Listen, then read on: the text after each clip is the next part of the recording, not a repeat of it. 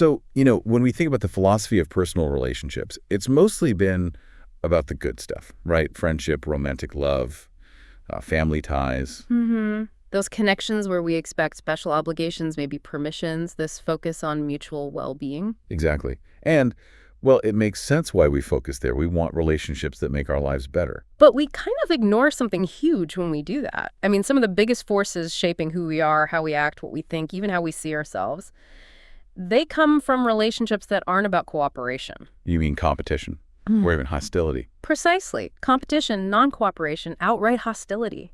These adversarial relationships, they dig deep into our agency, our consciousness. Yeah, who we are often feels just as tied up with who we're trying to beat or maybe who we're trying to avoid as it is with who we love. Right. But when you look at the ethics of relationships, what's okay, what's not, what we owe each other, there's this surprising gap. Not much on the adversarial side. It's almost like we don't want to look too closely. Maybe, but we need to understand the logic behind them. They tell us so much about ethical boundaries, like when does competition actually make us better? And when does it just push us towards, well, sabotage? Or when does a relationship become so toxic, so morally problematic, that the only ethical thing to do is end it? So that's what we're tackling today. We're doing a deep dive into the two, let's say, main types of adversarial personal relationships: rivalry and enmity. We want to pin down what they really are, objectively, subjectively. And ask, can they ever actually be good for us? Do they help us flourish? Or is there always some kind of moral poison involved? And you'll see as we get into it, the line between healthy competition and something really damaging. It can be incredibly fine. It's crucial stuff because these adversarial bits, they sneak into even the best relationships, don't they? Oh, absolutely. Think frenemies. Or that undercurrent of envy maybe between colleagues, or just how close love and hate can sometimes feel. Understanding rivalry versus enmity, it's key to navigating, well, life. Okay, so let's unpack this first big concept, rivalry. When we think about those epic clashes, Nadal versus Federer, maybe Tesla versus Edison back in the day, or even fictional ones like Sherlock Holmes and Moriarty. What's the actual structure underneath all that tension? Well, for there to be objective rivalry, we need a few key ingredients. 4 main components, really. The first one, it has to be extended, serious competition. Extended meaning. Yeah. Not just one match. Exactly. It needs to play out over time. Months, years, sometimes decades. A single game, a brief argument, that doesn't make a rivalry. It's the persistence that shapes things. Right. It forces people to adapt, to change their strategies because the other person exists. Precisely. The second component is crucial. The competition has to be over personal goods. Personal goods. What does that mean exactly? It means things that each competitor can get for themselves. Think status, recognition, a specific job, a title, maybe political power, artistic fame. Things you win. Okay, so how is that different from, say, 2 teams competing for a championship? Good question. That championship is more of a group good. Winning the Super Bowl benefits the whole team. Now, the quarterbacks on those teams, they might be rivals if they're also competing for something personal, like the MVP award. But our focus here is on that individual prize. Got it. Which leads to the next point, I guess. If it's a personal good, my win is your loss. Pretty much. That's the third component. It's a zero-sum pursuit, usually. The good is attainable only by defeating the other person or people involved. Makes sense. And the last piece. The competition has to be serious. And that means there must be a credible threat from both sides. So I can't just declare myself Roger Federer's rival. Well, you could say it, but objectively, no. Unless you actually pose a real likely threat to his chances of winning a major tournament, you aren't his rival in this philosophical sense. It needs that mutual high-stakes possibility of defeat. Okay, so those 4 things, extended competition, personal goods, zero-sum, credible threat that sets the objective stage. But for it to become a real relationship of rivalry, the thing we're digging into, you need something more, right? The subjective bit. Exactly. You need what the source calls a rivalrous stance. That's the internal orientation, the subjective side of the coin. So it's how you think and feel about the competitor and what you do. That's right. It has 3 parts. First, the cognitive component. This is how you perceive them. You understand or just kind of experience the other person as your main competitor. The one standing in your way. The credible threat you have to overcome to succeed. It might be a clear belief or maybe just a gut feeling that shapes your choices. And then there's the feeling part, the affective dimension. I guess we assume it's negative. Envy, maybe fear, dislike. It often is. Envy, fear, resentment, disdain, those are common. But crucially, No specific emotion is essential. You could actually feel admiration, even awe for your rival. Really? Like a young player looking up to a champion but still wanting to beat them. Absolutely. That admiration can fuel incredible competitive fire. The core isn't the feeling, it's the third part. The practical component. Which is? The disposition to actively try and overcome the threat they pose. Basically, you're trying to defeat them. Okay, trying to defeat them.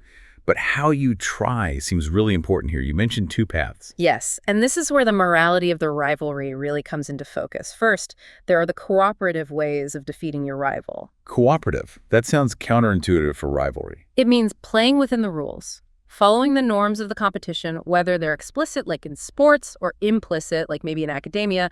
It's about self-improvement. So you beat them by getting better yourself. Exactly. The rival becomes a benchmark for excellence. You work harder, you innovate, you elevate your own game because of them. Think back to Nadal and Federer. The argument is they pushed each other to become better players. That's cooperative defeat. Okay, that sounds potentially positive. But then there's the other path. The non-cooperative ways. And this is where rivalry takes that dark turn. It means stepping outside the rules, disrespecting the norms. So hindering them, sabotaging them. Yes, obstructing them, trying to ruin their chances unfairly. The Tanya Harding-Nancy Kerrigan incident is, sadly, a perfect, if extreme, example. The goal wasn't to state better. It was to break the rules to stop the rival from competing at all. Wow. And it's striking you mentioned the stance doesn't have to be mutual. One person can feel this intense rivalry toward someone who barely knows they exist. Absolutely. That's one-sided rivalry. The novelist Emily Gould wrote about feeling this intense rivalry with Lena Dunham, who might have been totally unaware. But for Gould, it shaped her work, her choices. That really shows the power of the subjective stance. The relationship exists in a meaningful way for one person, even if it's not reciprocated. It structures their whole way of thinking and acting. So let's contrast this with, say, friendship or love. What's the big difference in what drives them? Well, amicable relationships like friendship, we value them for their own sake, right? Intrinsically. We want the relationship itself to continue, so we work to maintain it, enrich it. Okay. Rivalry, though, is usually driven by an extrinsic purpose. The focus isn't the relationship itself, it's the external goal, winning the prize, getting the job, achieving the recognition. The rival is basically the main obstacle to that goal. So rivals don't aim to keep the rivalry going just for fun. Generally, no. They aim to win the external thing. The relationship is purely instrumental to getting that goal. Which explains why a rivalry can just stop if someone gives up or the prize disappears. Unlike ending a friendship, which is usually much more involved. Exactly. Severing that intrinsic bond of friendship is painful. Ending a rivalry might be disappointing if you lose, but the relationship itself wasn't the point. Okay, this is where it gets really interesting for me. If rivalry basically means someone is a threat to you achieving your goals, which, sounds bad on the surface. Right. It seems prima facie bad. Yeah. So how can it possibly be a good thing? How could it be valuable? Its value is mostly instrumental, meaning it's a tool for achieving something else. But wow, what a powerful tool it can be for personal flourishing. How so?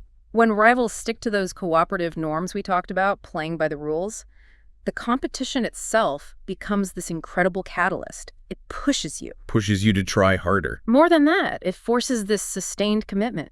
You develop perseverance, determination, creativity. You hone specific skills.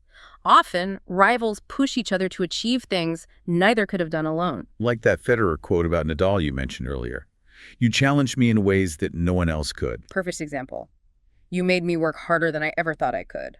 Nadal wasn't just an opponent. He was, in a way, a necessary ingredient for Federer reaching his own absolute peak.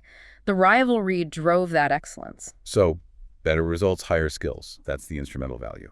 Yes, but there's more. Those traits you develop, the perseverance, the discipline, the commitment to getting better, some argue these have non-instrumental value too. Meaning they're good in themselves.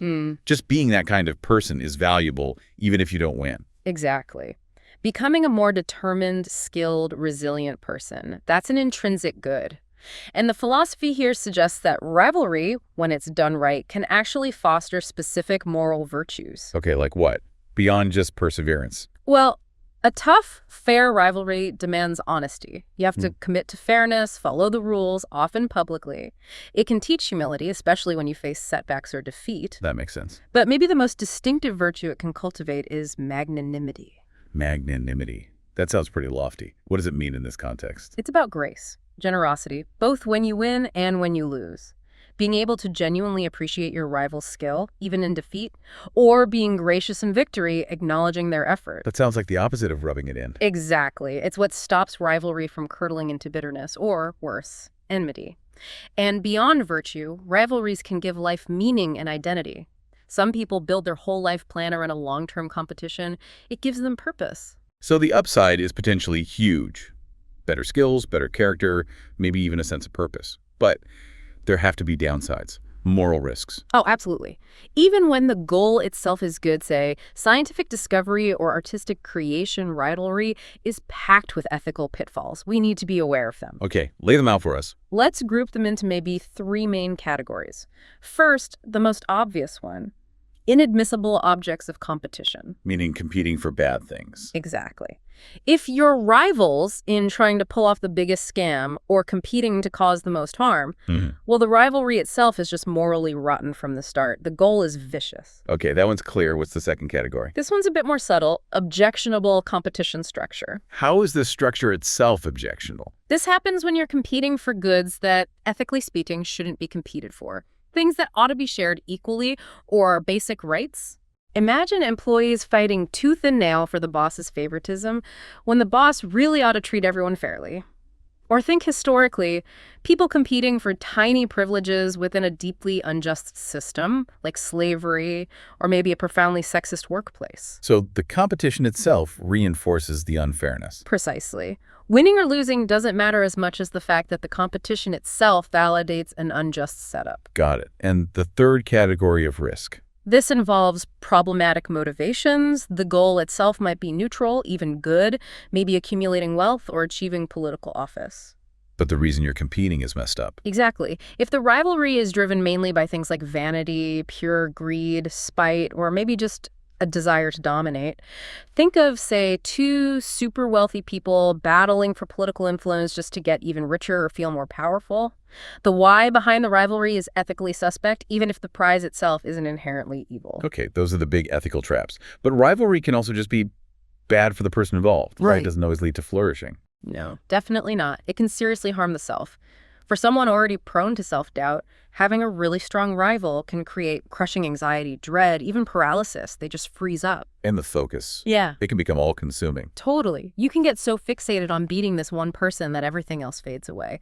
Family, friends, other interests, helping your community, all those other sources of value just wither. That sounds isolating. And psychologically risky, too, if your whole self-worth gets tied up in winning this one contest. It's incredibly precarious. Your identity becomes dependent on how you stack up against this one other person. If you lose, or even if they just quit or move on, your sense of self can just collapse. Wow. And this is why those unfriendly rivalries, the ones really fueled by deep envy or hatred, are so dangerous. They stop building virtue and start breeding vice. Vice-like. Spitefulness, arrogance, self-centeredness. And crucially, that willingness to bend or break the rules, to sabotage. That's the slippery slope right into enmity. Okay, so we've seen how rivalry can sour, how that shift from cooperative competition towards, well, non-cooperative action marks a critical line. Let's talk about what's on the other side of that line, enmity. Philosophically, what really separates having a competitor from having an actual enemy? The absolute core of enmity is a disposition to take hostile, non-cooperative action against the other person. It's aimed at their agency, their interests, their ability to function. So it's not about winning a prize anymore. Not necessarily. The focus shifts from outperforming them to actively interfering with them, often wanting to cause them harm or thwart their plans entirely. And unlike rivalry, it doesn't need that shared competition over a specific good. Exactly. Think about Harry Potter and Draco Malfoy.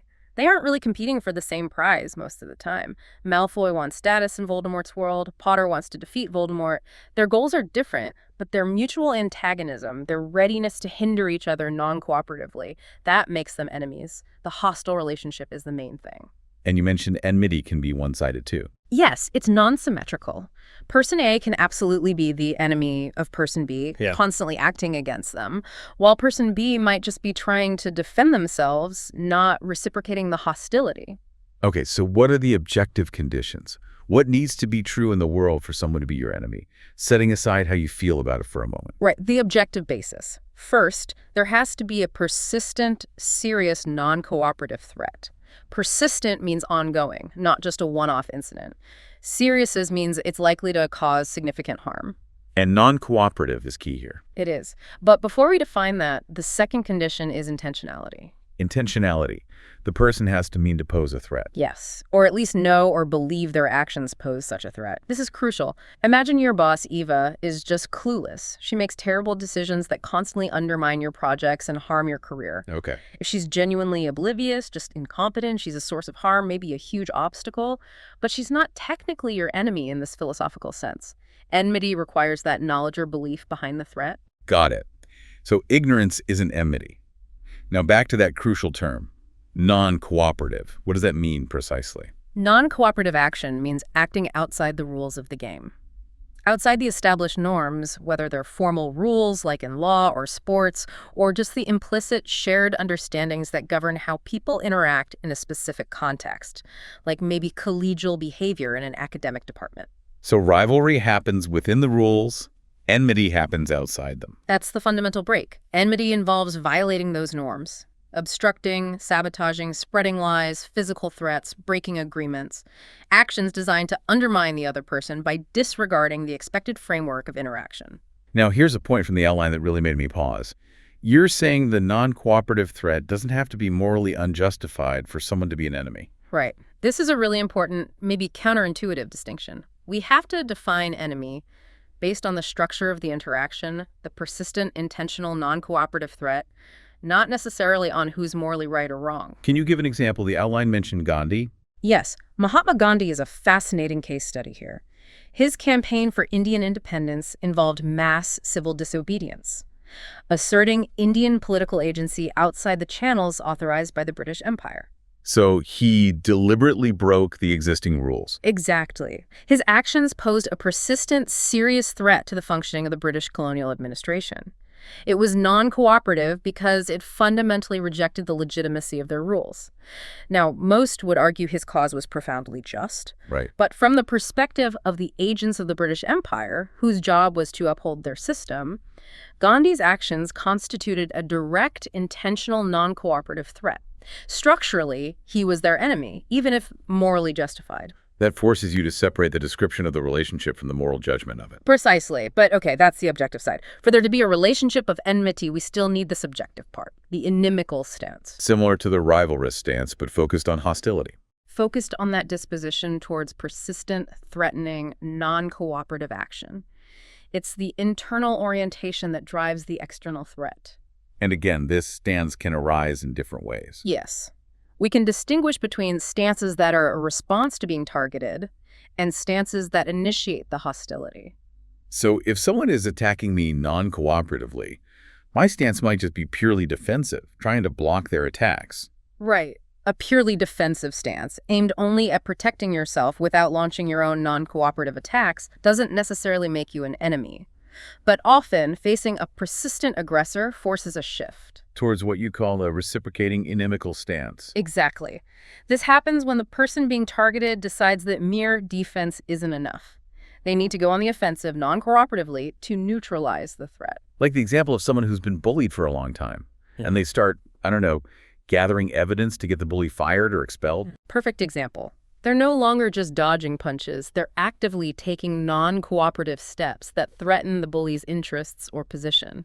They've adopted an inimical stance in response. And then there are stances that aren't responses. Right, non-reciprocating inimical stances. These don't arise because someone else started it. They can come from pure personal dislike or antagonism, like Draco Malfoy's initial hostility towards Harry, or from an ambition to dominate or control others. Or interestingly, from a moral commitment, like Gandhi again, or maybe activists who engage in illegal acts against institutions they see as unjust. Precisely. Someone acting against an unjust system, even if that system isn't directly attacking them personally at that moment, might adopt an inimical stance out of a commitment to justice for others. Think of animal rights activists engaging in property damage that's a non-reciprocating inimical stance based on their moral view. Let's circle back to emotion. We said hostility, hatred, resentment are common in enmity but not required. What else can be going on emotionally between enemies? It's a really wide range. You can have effective indifference. Think of soldiers in a war, particularly maybe on the unjust side.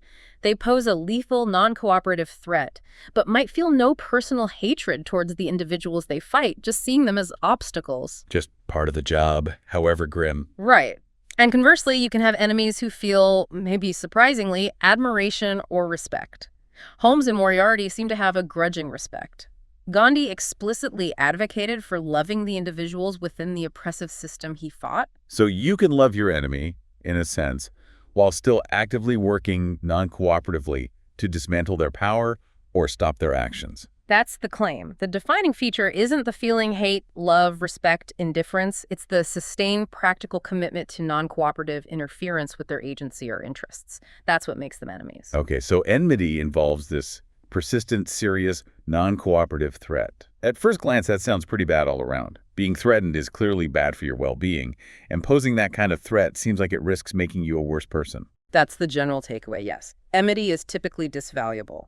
But we need to dig into the arguments for when it might be justified, or maybe even morally valuable. It seems counterintuitive, but let's explore it. There are cases where enmity can have significant instrumental moral value. This usually happens when the enemy's goals, or even their very existence in a certain role, are fundamentally tied up with injustice. So fighting injustice might require making enemies. It often does. When you're opposing a deeply unjust system or authority, sometimes the only effective way is through non-cooperation. Think about Gandhi again, or civil rights movements engaging in illegal sit-ins or boycotts. Posing a non-cooperative threat becomes a necessary tool for achieving justice. And this isn't just for big political struggles, right? It applies in personal life, too. We tend to think we should always turn the other cheek, but maybe sometimes that's not enough. Definitely. Sometimes a purely defensive stance, just trying to avoid the bully, ignore the harasser, simply doesn't work against persistent damaging behavior, like stalking, systemic bullying, or workplace harassment. So, what's the alternative? Interpersonal defense might require adopting a non-cooperative stance.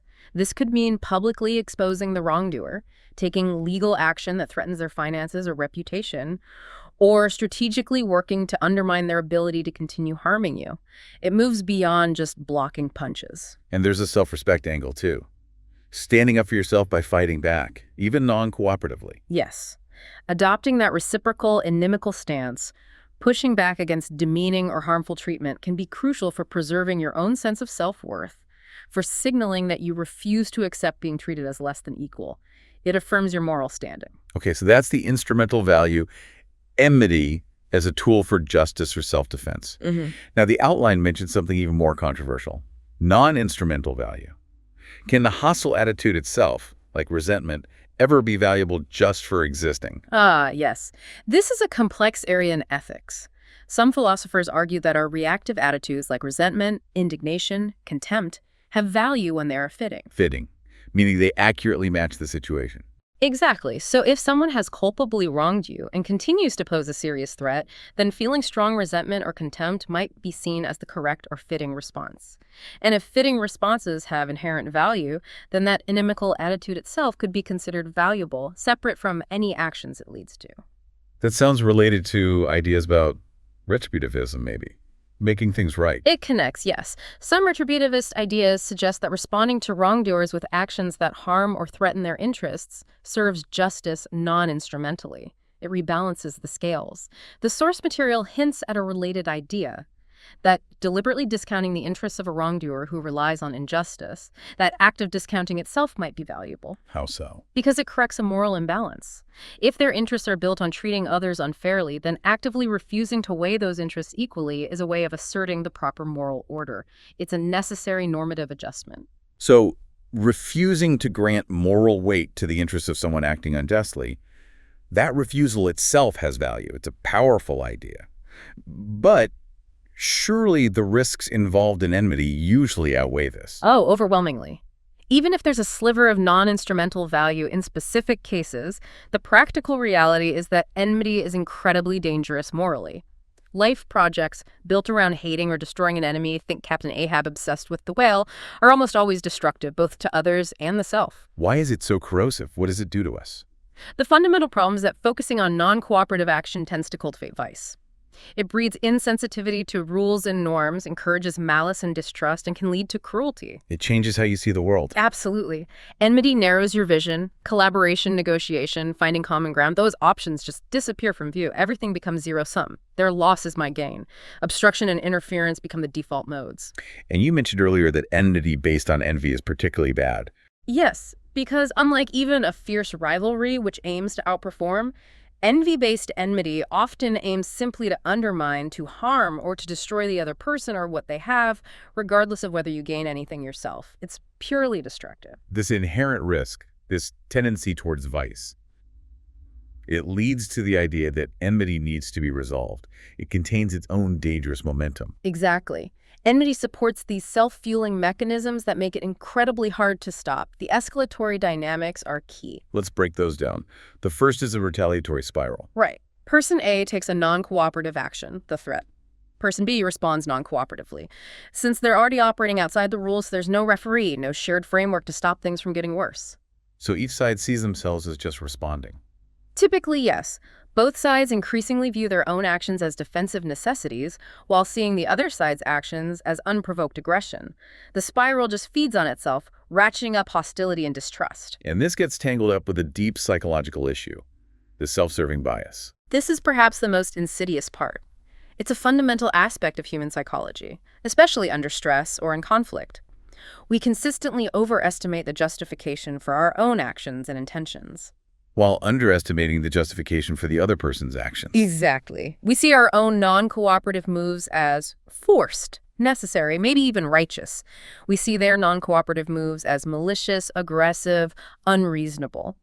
This bias profoundly corrupts our moral judgment when we're in an enmity relationship. So even if the other side tries to de-escalate, the bias makes you suspicious. Precisely. If you're caught in enmity, the self-serving bias makes it incredibly hard to trust any cooperative gesture from the other side. You'll likely interpret it as a trick, a manipulation, further evidence of their bad faith. It creates this closed loop of suspicion. That sounds like it makes resolution almost impossible from within. It's incredibly difficult, and it feels the next dangerous step. Justification creep, and ultimately dehumanization. Justification creep. Because you see the enemy's actions as unjustified and threatening, you start to feel justified in taking stronger and stronger measures against them. What seemed unthinkable before now seems permissible, even necessary for defense. The line keeps shifting. You see them as deserving less consideration? Yes. They become seen as liable to be harmed, or maybe just less worthy of moral concern. The self-serving bias constantly reinforces this view. They brought this on themselves. They understand nothing but force. And the endpoint of this creep is terrifying. It's dehumanization. The enemy ceases to be seen as a person with rights and moral status, and becomes merely an obstacle, a thing to be removed or destroyed. We see this in the rhetoric leading up to extreme violence, like genocide. Even if the enmity started with a legitimate grievance, these internal dynamics, the spiral, the bias, the creep, push things towards moral catastrophe. Okay, given those incredibly dangerous dynamics, the escalatory spiral, the self-serving bias, the slide towards dehumanization, it makes perfect sense that enmity, unlike rivalry, really cries out for resolution. It's inherently unstable and morally perilous. Exactly. Rivalry can potentially persist indefinitely within its cooperative rules. Enmity typically demands transformation or elimination because it's so destructive. But how do you resolve something so deeply rooted in hostility and non-cooperation? What does philosophical resolution actually look like? Well, the core goal has to be eliminating or fundamentally transforming that persistent, serious, non-cooperative threat. Since the threat comes from a combination of hostile attitudes, maybe genuine conflicts of interest, and the circumstances of interaction, resolution strategies have to target one or more of those elements. The source suggests 3 main approaches. Okay, what's the first one?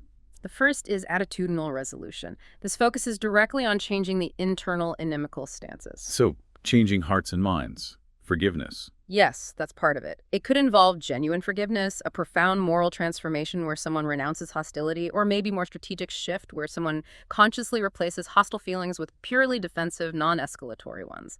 They decide not to hate, but just to protect. That sounds ideal, but also difficult and potentially risky. Extremely risky. That's the big caution here. If you resolve your attitude, but the objective threat from the other side is still very real, you might just be lowering your guard prematurely. Or worse, maybe convincing yourself the injustice wasn't so bad, just to achieve peace of mind. Precisely. Victims might end up accepting an unjust situation, adapting their preferences, because the psychological burden of maintaining opposition is too high.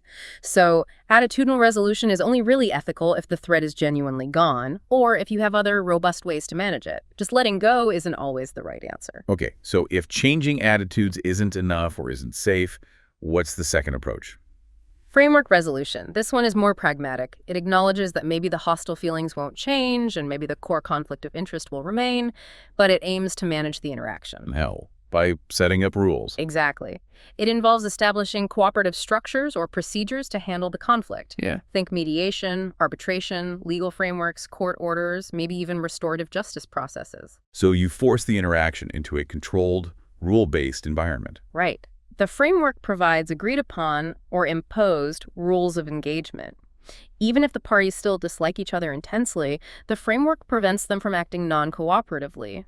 It neutralizes the threat by regulating the behavior, even if the attitudes remain hostile. That makes sense for legal disputes or maybe workplace conflicts.